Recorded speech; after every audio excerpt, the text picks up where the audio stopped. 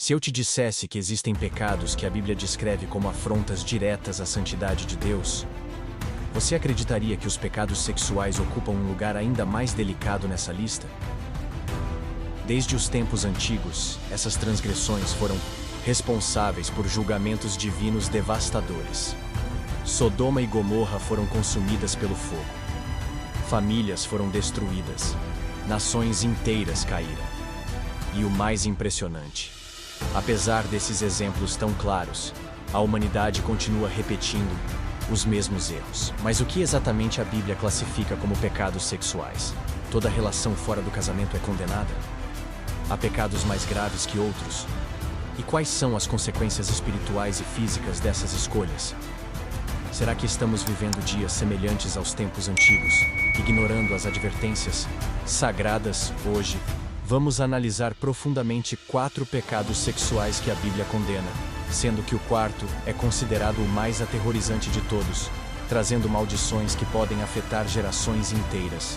Prepare-se, pois este estudo pode mudar a maneira como você enxerga as Escrituras, e talvez até transformar sua própria vida. Antes de explorarmos esses 4 pecados, é essencial compreendermos algo fundamental.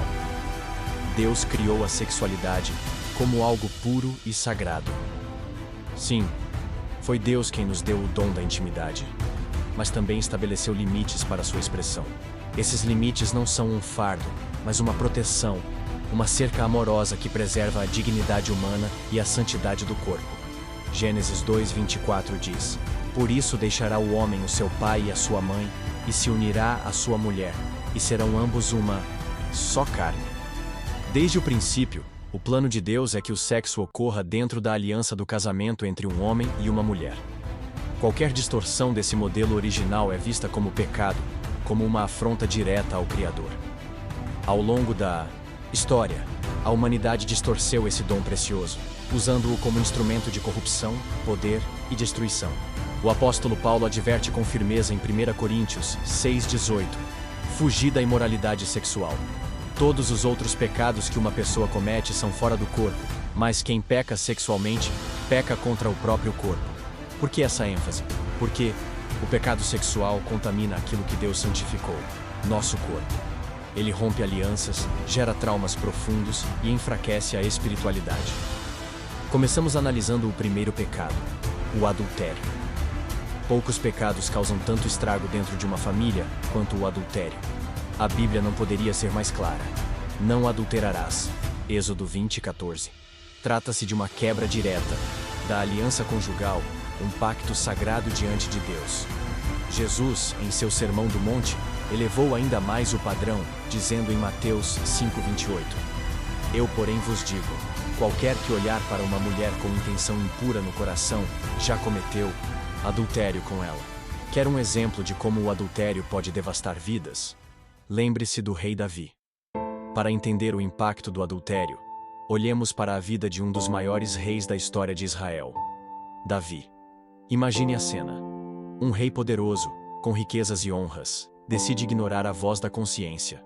Davi, ao ver Batseba se banhando, desejou-a, e esse desejo o levou ao adultério, depois ao assassinato de Urias, o marido dela. O que parecia um momento de prazer virou anos de dor. Seu filho morreu, sua casa foi marcada por divisões, e sua vida nunca mais foi a mesma. O adultério de Davi nos mostra que um pequeno desvio pode abrir portas para tragédias inimagináveis. O pecado, mesmo perdoado, trouxe consequências amargas. O adultério destrói confiança, rompe famílias, abre espaço para traumas que podem atravessar gerações. Mas, acima de tudo, ele afasta a alma de Deus. O peso do remorso e da vergonha assombra aquele que quebra essa aliança. Contudo, há esperança. Em João 8, Jesus perdoa a mulher adúltera, provando que o arrependimento sincero é sempre acolhido. Mas o perdão vem acompanhado de um chamado: vá e não peques mais. Prosseguindo para o segundo pecado, a fornicação. Em um mundo que é glamourizado a liberdade sexual, a fornicação se tornou quase um estilo de vida. Mas a Bíblia é taxativa. Qualquer relação sexual fora do casamento é pecado. Hebreus 13:4 afirma: "O casamento deve ser honrado por todos." o leito conjugal, conservado puro, pois Deus julgará os imorais e os adúlteros. A fornicação banaliza o sexo, transforma algo criado para ser sublime em um passatempo momentâneo. E quais as consequências?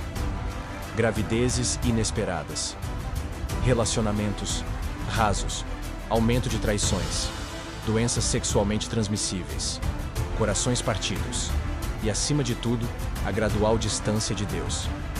Em Colossenses 3:5, Paulo nos exorta: fazei, pois, morrer a vossa natureza terrena, a imoralidade sexual, a impureza, a paixão, os maus desejos e a ganância, que é a idolatria. Nos dias de hoje, séries, músicas e filmes celebram a fornicação como algo normal, mas Deus nos chama a nadar contra essa corrente. Chamados à santidade, somos desafiados a viver com pureza num mundo que se entrega à permissividade. Quando falamos de fornicação, encontramos um exemplo tocante na história da mulher samaritana. Cansada e sozinha, uma mulher se aproxima do poço ao meio-dia. Ela tem vergonha de sua reputação, pois tivera 5 maridos e vivia agora com um homem que não era seu esposo. Mas ali, naquele encontro inesperado, Jesus oferece a ela água viva. Não importa quantos erros cometemos, Deus sempre nos chama a recomeçar e a viver uma vida transformada. Agora, trataremos do terceiro pecado, prostituição e luxúria desenfreada. A prostituição é apresentada na Bíblia como uma das armadilhas mais destrutivas para a alma humana. Em Provérbios 7, lemos sobre a mulher adúltera que atrai homens para sua ruína. A sua casa é caminho para a sepultura e desce para as câmaras da morte. A prostituição e a luxúria desenfreada escravizam a alma, tornam a pessoa insaciável, sempre buscando algo que nunca satisfaz. É um ciclo de vazio, de busca incessante por uma satisfação que nunca chega. Corrompem a sociedade, destroem lares, ridicularizam a santidade do corpo humano, que foi feito à imagem de Deus. Deus declara na Bíblia: o espírito de prostituição os fez errar, e deixando o seu Deus, prostituíram-se. Oséias, capítulo 4, versículo 12. A história de Jezabel, a rainha que levou Israel à imoralidade e idolatria, é um alerta vívido. Sua queda foi brutal, mostrando que Deus não ignora tamanha corrupção. Falando sobre prostituição e luxúria desenfreada, vemos o reflexo dessa degradação na casa de Davi. Amnon, consumido por uma paixão doentia, violentou sua meia-irmã Tamar. Em vez de amor, o que brotou foi ódio. Esse ato horrendo desestruturou a casa de Davi, desencadeou revoltas e culminou na morte de Amnon pelas mãos de Absalão, seu próprio irmão. Uma paixão incontrolada arruinou toda uma dinastia, mostrando o quão destrutiva a luxúria pode ser.